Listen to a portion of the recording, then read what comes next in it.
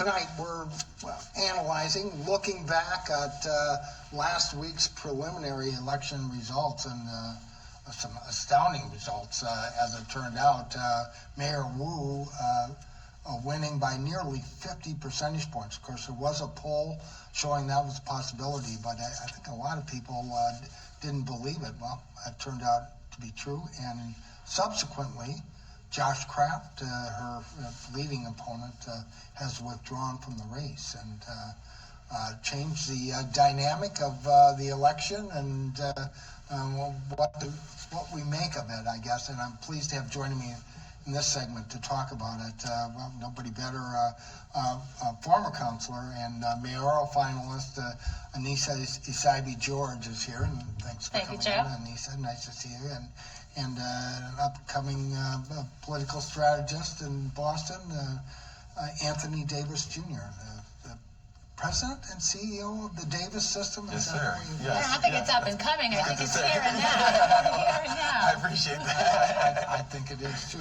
Well, let's start with this. Did either of you see this coming? My God, 48 points, percentage points was the final number, somewhere in that vicinity. But, yeah, I mean, I certainly didn't see it coming. Obviously there were some of those polls in those final days showing that it could be as broad of a spread as that. But certainly a surprise for me, and I think a lot of people watching.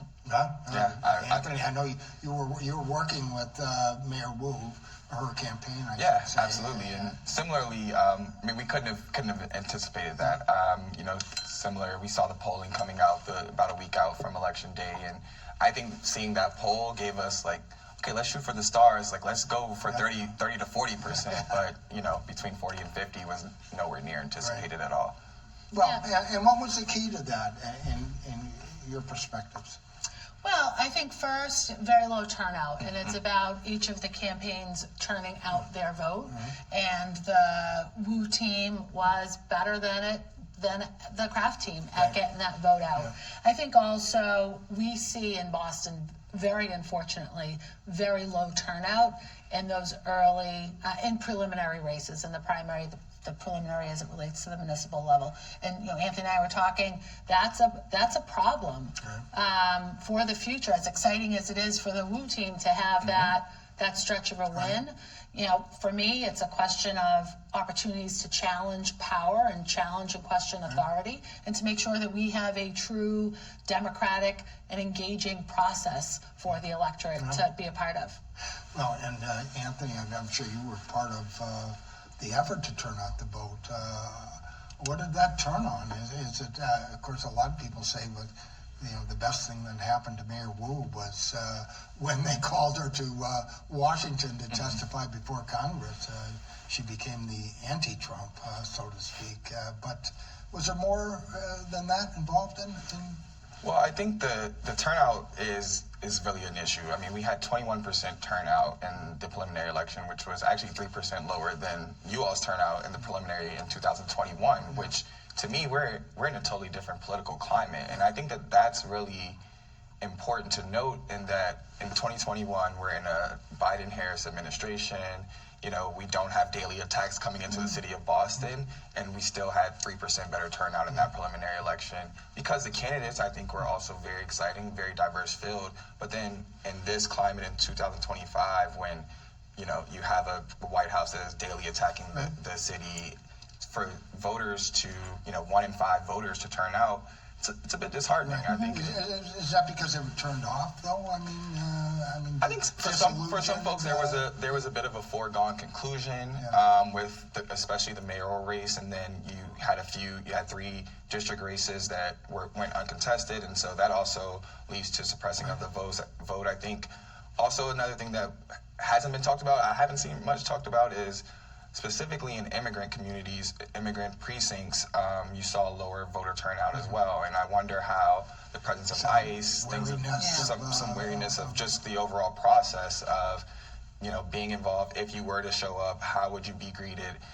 Some of that suppressed the vote as well. So I think that played a factor.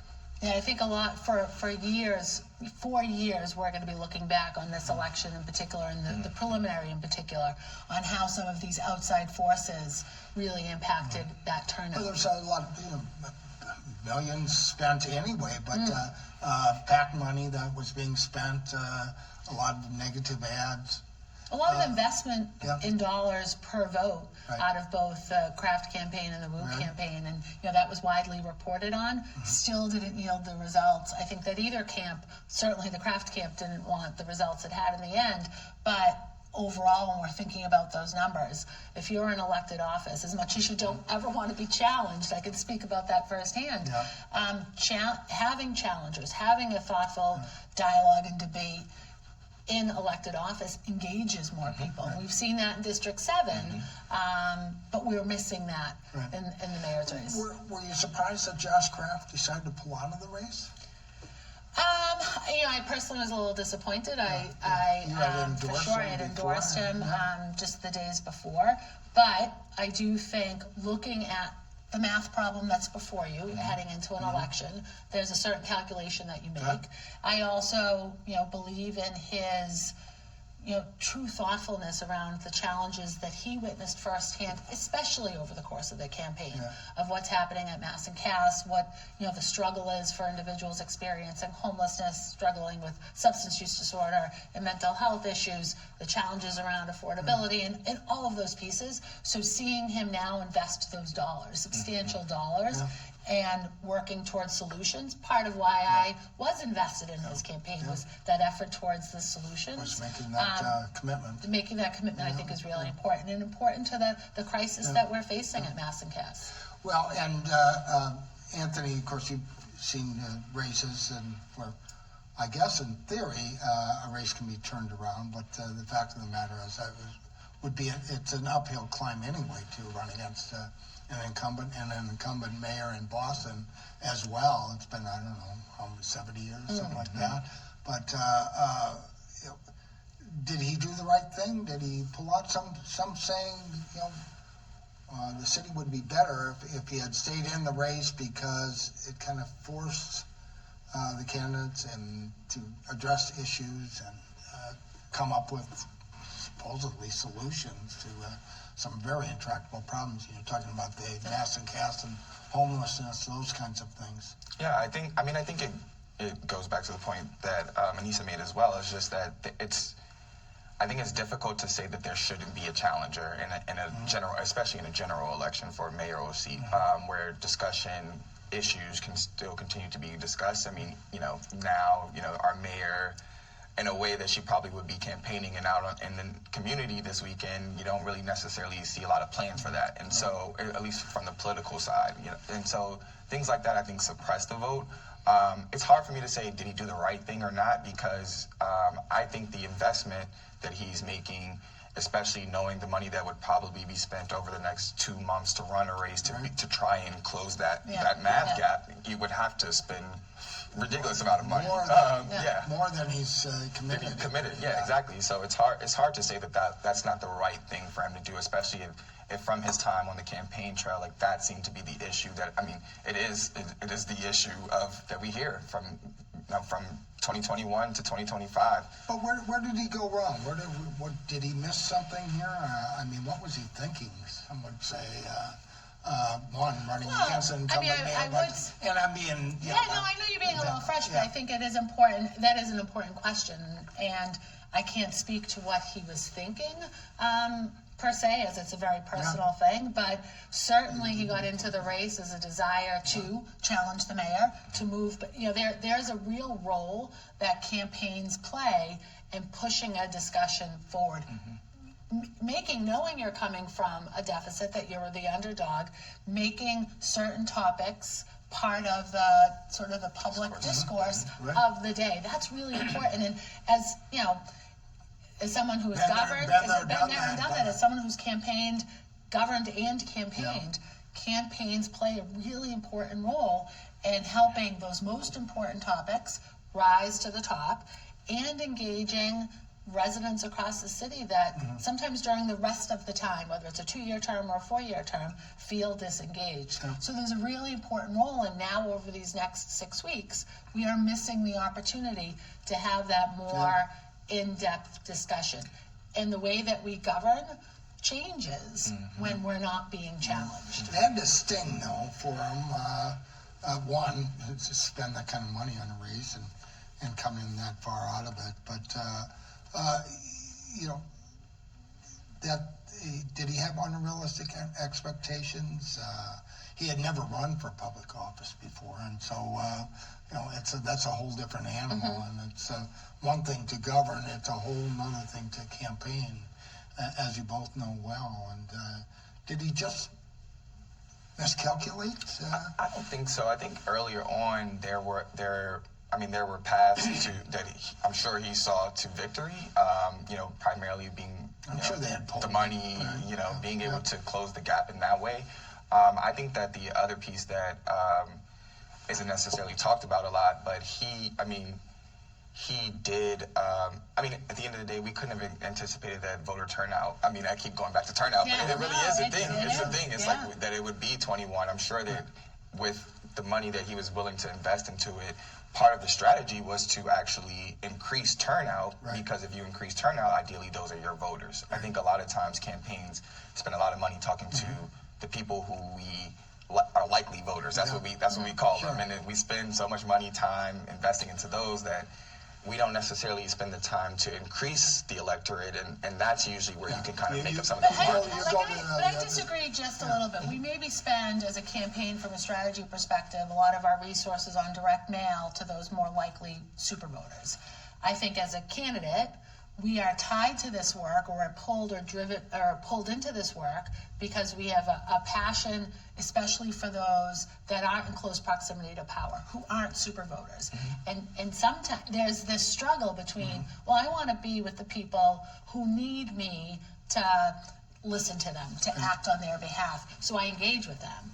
But from a campaign strategy, you get sucked into that, and you're not focused on those super voters. You're not focused on those that are going to turn out, and that's, you know, I don't think we'll ever solve for that problem. Right, and that's the grind. That's the grind. What are we going to do to get those people? Well, we've got a few minutes left. I got to ask you now. Of course, it looks like I can't imagine that Dominguez de Rosa finds 500 more votes so that he can get on the ballot. I understand that's roughly what. I think it's about 600 votes. 600 is it? Saturday's a big day. 25% of what he got.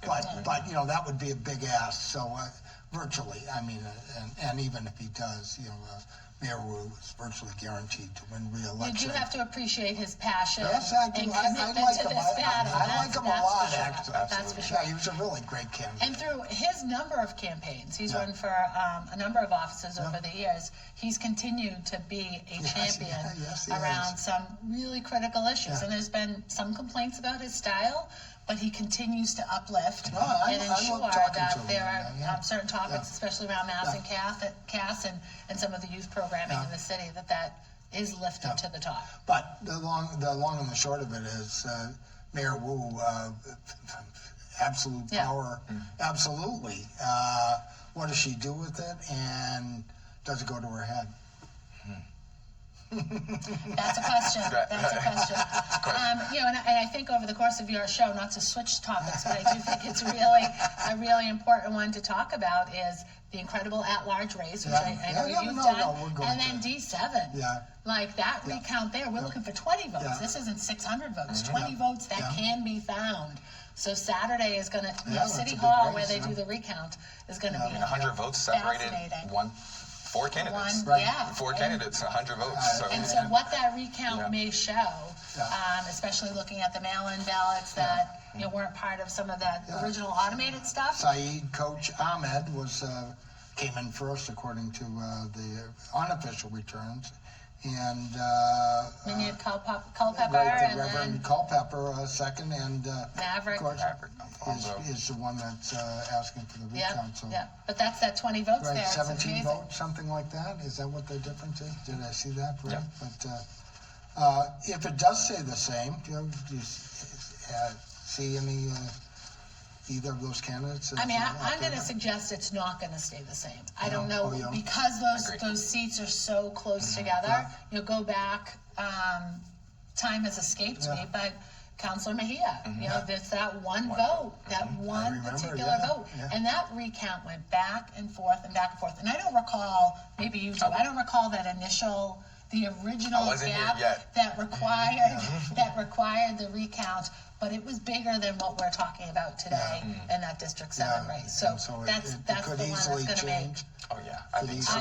I suggest that it likely will. Yeah. If I were betting on it, I don't bet on politics. If I were, I think that I'd say we're gonna see a shift. Yeah, well, that's going to be very interesting. And of course, talking about the at-large race, some people thought Frank Baker, your former colleague, would perform better, and we're kind of surprised that he ended up fifth, although most people would say Bob, the incumbents have an advantage, whatever, but many thought that he might creep up into the top four. Yeah. It's certainly the hope for a lot of folks. Sorry to cut you off. As someone who has finished fifth. I didn't want to mention I that. think that's okay. That's all right. I own it all. It then now, we talked a little bit about the math and about calculations are really important. Finishing fifth, you'd much rather be chasing, right? And it presents Councilor Baker a math problem, and his team a strategic math problem, understanding through wards and precincts, which there's been a lot of talk about wards and precincts over the last week, where those gains can be, looking at who showed up, who stayed home, how do you get them to the polls, especially without a real mayor's race on the ballot. But that's the work, and there's a recipe, there's that presents an opportunity as well, not having the mayor's race kind of take up some of that airspace. Did you have any candidates Not in the at-large race. But address that as well. I mean, were you surprised that he didn't? No, I'm not necessarily surprised. I think that if I was in his camp, to the point that was just made, I think finishing fifth in a prelim feels good because it gives you, it charts your path. You can see where the votes are. We're almost there. We need you to show up next time. And you know exactly where those people are and where some of the other candidates who may have gotten similar votes to you, where they did well, who are no longer on the ballot. Like, it just gives you a path to victory at this point. And I think that without the mayor's election being a foregone conclusion, it allows the at-large race to now take up a little bit more space, and I think that will be focused on it. Beneficial to him as well. I wonder about that, and I'd be curious for your thoughts, both of you, on this.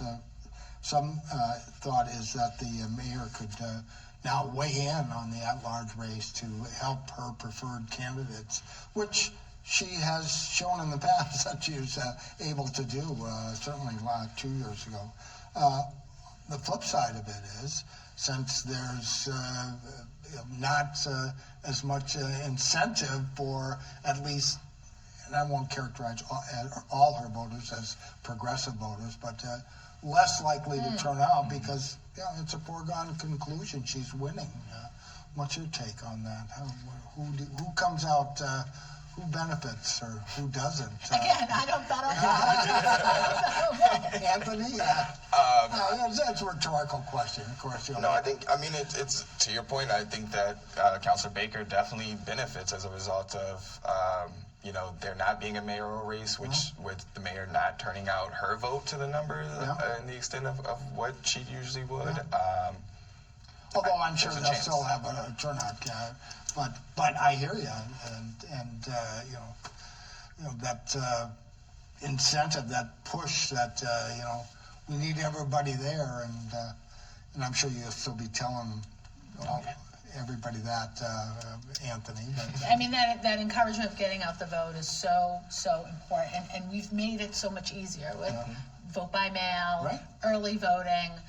So very few excuses not to show up, and we see that percentage. And doing a little math, the lowest expected turnout, I think the numbers were something like 130-ish, is still lower than what turned out in 21. And we, by my perspective, we had a pretty competitive preliminary race. As you said, some highly qualified candidates running to draw out that vote. So, fingers crossed. The reality is turnout's going to be low. So engaging in those super voters unfortunately puts those that aren't super voters at a disadvantage. Right. That's where the work post-election becomes so important. Well, and of course, the only other, kind of wild card, so to speak, is President Trump, and expect the unexpected. If he sends National Guard troops into Boston, what's the impact for that? I don't think anybody knows about that, but certainly, it appeared that the back and forth between the administration and Mayor Wu certainly helped her.